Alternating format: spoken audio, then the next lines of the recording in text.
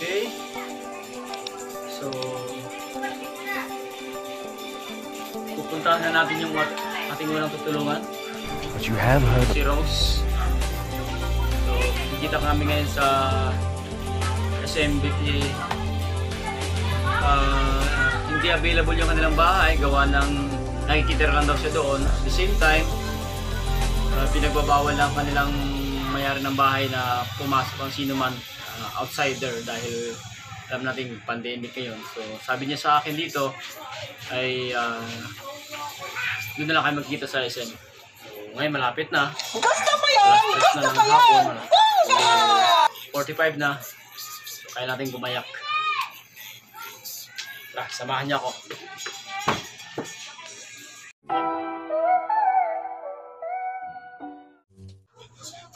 Grabe naman to, magang-maga po.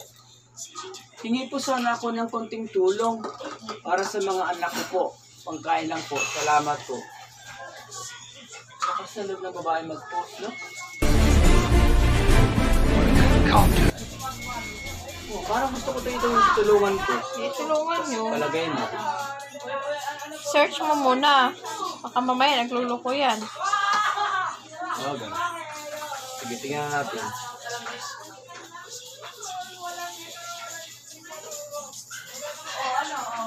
Okay.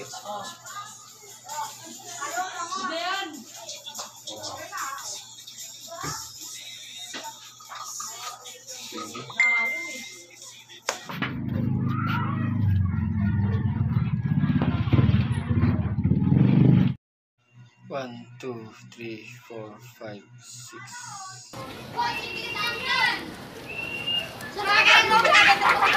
Siguro okay na to. Okay.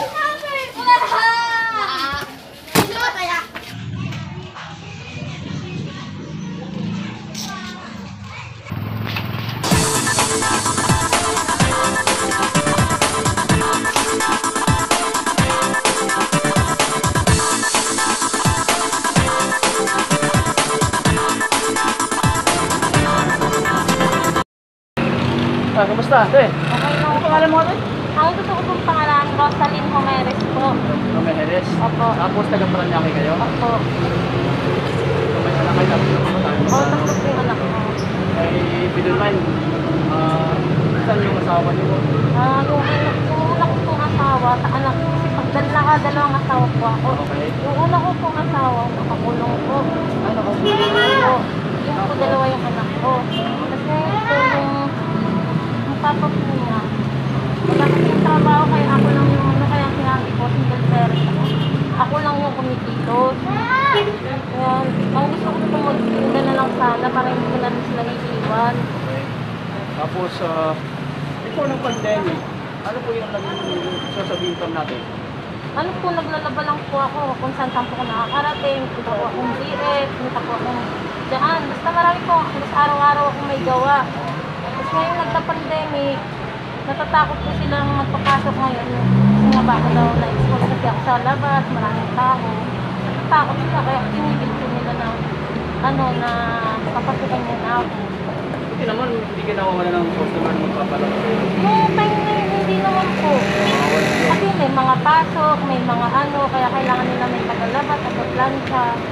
Yun, hindi po talaga ako nawala ng panggastos namin kasi araw-araw. Si Lord magpapalaki natin, no? So, Mga po. nung nag-start yung pandemic, tuloy-tuloy yung trabaho natin, no? Nung nag-start, March, di ba? March? ako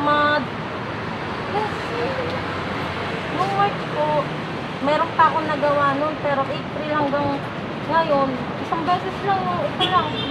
Tapos meron, nagpo-post po ako yung may magbibigay ng bigas, ng pera, bibigay ng pagkain, para makasurvive lang So po far, kami. mga bata hindi naman ka na naman, gano'n. Ay, hindi po ako papayag talaga na makaranas po sila ng gutom. Napaway na nga po ko isang beses dun kasi sabi, bakit daw ako nagpo-post dun. Sabi ko, kasi magutom yung anak ko. Kaya kakapalang ko na lang yung mukha ko. Si nanay talaga tayo eh, no? Opo. Ayoko po maranasan ng anak ko magutom.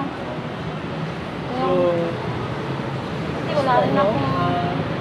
siguro ipagpapahay mo sana na one of these days, pupuntahan na namin yung bahay mo. Okay lang. Opo. Kasi gusto ko makita yung senaryo ng bahay nyo. Kasi yung bibigay kong tulong sa'yo ngayon, hindi lang ito ngayon. Tutulungan pa kita para malaman namin kung anong sitwasyon mo talaga. No? So, kayo nagpapasalamat sa'yo dahil bilang isang nanay, no? Talagang ginampanan mo yung pagiging nanay sa tatlong anak mo na single parent, single mother ka lang, wala kang maasahan, talagang iginapang mo sila. No? So, gusto man lang, dahil nakaranas ka ng mga ganyang paghihirap konti, dahil siyempre may pandemic tayo yun. Sumabit pa sa isip mo na naging negative ka sa buhay? Hindi po. Kasi kada umaga, sabi ko, Lord, bigyan mo po ako ng ng lakas ng loob ngayong maghapon kung saan po ako hahanap ng ipapakain sa anak ko. Kasi baka, minsan nga po na ako kasi po, magtutuman na naman bukas ng anak ko. Parang naisip ko na, minsan papasok sa gawa ng masama. Pero natatakot po ako sa karma natin. Yung masama papakain ko sa mga anak ko. Kaya, kahit pa paano po. Gusto mo yan? Kahit ako ng bigas, gano'n. Kaya, sabi ko, hindi talaga papayag na nakakaranas sila kahit sa Amerika. Mabuti na pala ng kapitbahay mo. Ba? Mabuti na pala yung kapitbahay mo. Ay, hindi po. Ay, yung nakarasabi mo sa akin yung sa message mo sa akin na may sari-sari sa maliit natin. Ay, opo. Yung utang nila. Inutang po. Doon po ako nung sa Pasig, dalawa pa lang yung anak ko. Oo. Nagtindahan ako, maliit lang. Hanggang ngayon po, yun lang utang na yun. Hindi ako nabayaran. Kaya, mas gusto ko ilalako ko na lang dyan. Ilalako mo na lang. Opo, para gano'n lang po. Bigay ko yung pagkain. Ibayad po, gano'n. So yung hinihingi mo sa akin pansamantala, di ba yung puhunan sa kakanin, Pagtitinda po. titinda ka ng kakanin. Opo. So, sana lang, yung tulong namin na bibigay sa iyo, mahalagaan mo, gamitin mo sa Opo. mabuti. No? Kasi, unang-una, nakita ko sa bata, itong bata na talagang nakakaawa yung bata pag nabibigay ko. Naramdaman ko yan eh. No?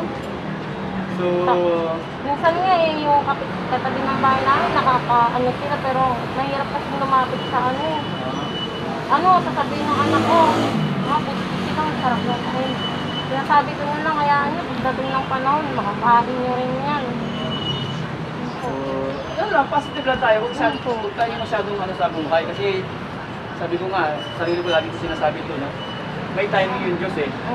Ngayon, nasa down tayo, dapat magsigap lang tayo, tuloy-tuloy lang tayo, huwag tayong tutulong sa buhay. Kasi, parang pinagpara na tayo na binigyan tayo ng Diyos ng buhay bilang isang tao. Hindi tayo binigyan ng Diyos na bilang isang hayop o other creatures, no?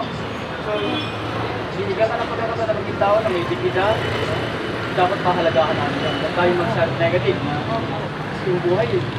Pag medyo ups and down tayo, nagkakataon ng pag-iisip na masama, naghihigan din tayo sa Diyos, hindi tayo yung pag-isip na lang, no? So, dapat hindi tayo ganun, no?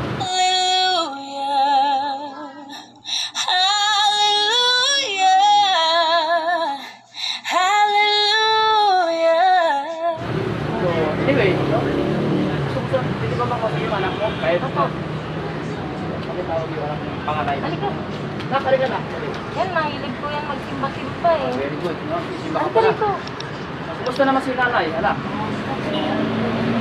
Mabait ka naman. Kay mama. Mama ba tapos sa kanya? Mama? So, nag-aaral ka ba? Online. Honor ka? Di online po. Online. So, anong grade ka na? Yes.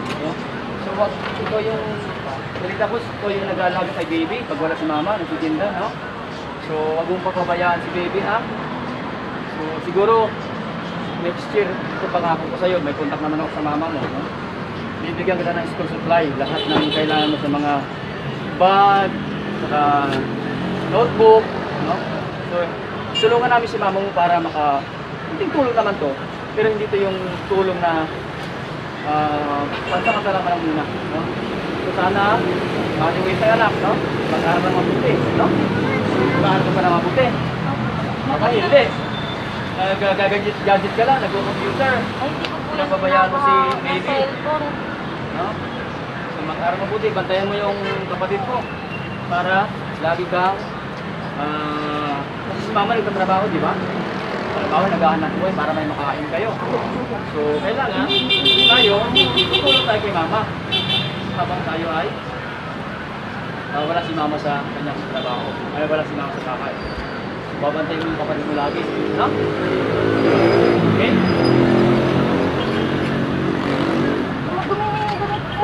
Ha? Bantay mo yung kapatid mo lagi. Yun ang payo ko sa'yo. Wag mo siyang pagpapali sa laro mo.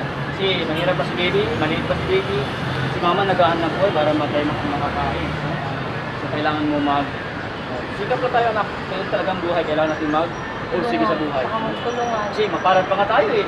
Yung iba dyan talaga sa Africa. No? Sa Africa, sa African countries, mga tao doon. Putik yung kinakain na doon. Nilalagyan na ng asukal. Para lang makasurvive, para may panlampan sa pinansasikura. Pero tayo ngayon dito sa Pilipinas, kahit hindi maghihirap tayo, hindi pa rin tayo, nakakasurvive. No? Kasi unang-una, maraming tumutulong. Maging positive lang din tayo kasi maraming tumutulong talaga. Although may mga negative na tao, talagang mas mga rin mabubuti.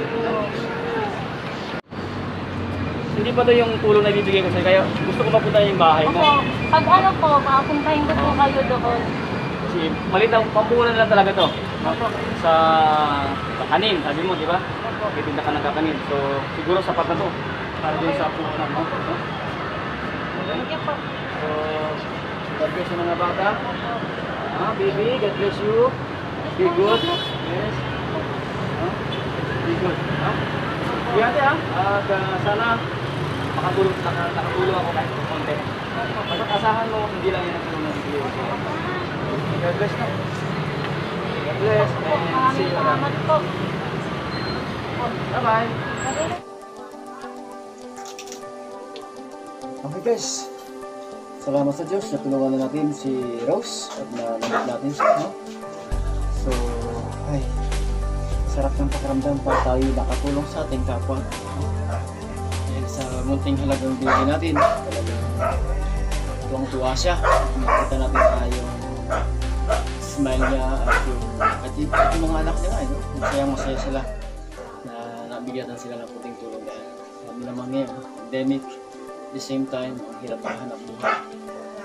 Kaya sana, yun po, mga blessing na tanggap niyo sa bawat isa sa inyo atin. Kailangan natin tayo magpahalaga kahit konti man yan, pahalagahan natin. Okay po. So, okay, see you on my next episode. Sana matulong pa rin si Rose at makita rin sa kanyang tahanan. At sa mga gusto pong magbigay ng tulong, sa mga taong tutulungan natin, huwag po kayo mag-hesitate na tumulong dahil napakasarap po ng tumutulong kayo. Okay?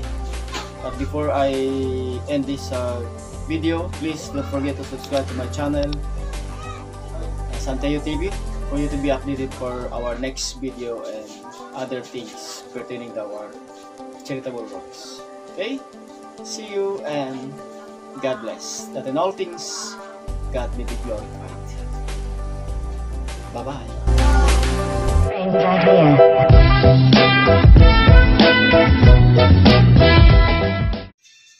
Happy birthday to me, belated. So I wish all my endeavors in life, including my charity work, which will prosper and continue, and so that we may be able to help many people. Again, happy birthday and God bless for me and my family.